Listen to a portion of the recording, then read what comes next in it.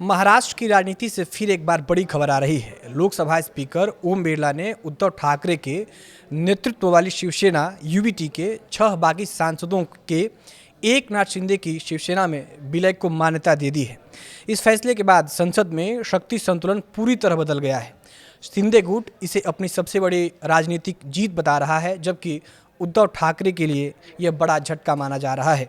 नमस्कार, मैं आलोक आपका स्वागत करता हूं न्यूज़ 18 के डिजिटल प्लेटफॉर्म पर।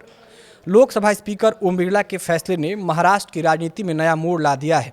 उद्धव ठाकरे की शिवसेना के 6 सांसद अब आधिकारिक तौर पर एकनाथ शिंदे के नेतृत्व वाली शिवसेना का हिस्सा माने जाएंगे। इन सांसदों में संजय देशमुख, संजय जाधव, संजय दीना, नागेश पाटिल, ओम प्रकाश राजे और भाऊ साहेब शामिल हैं।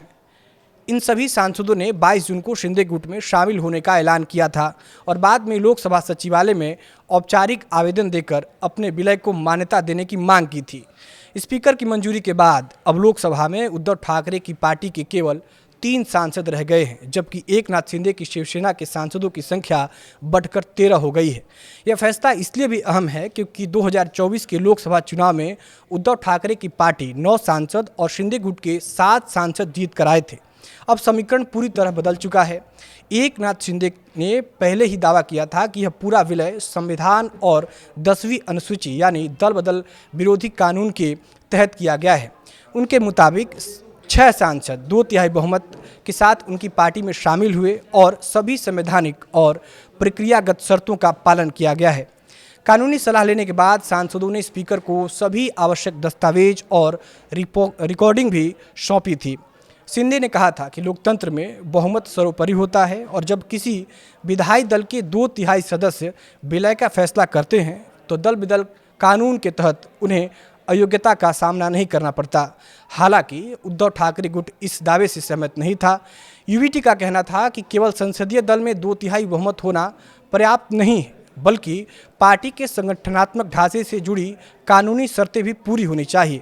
गौरतलब है कि 2022 में शिवसेना में हुई ऐतिहासिक बगावत के बाद दोनों गुट पार्टी के नेतृत्व, संगठन और चुनाव चिन्हों को लेकर लगातार आमने सामने हैं।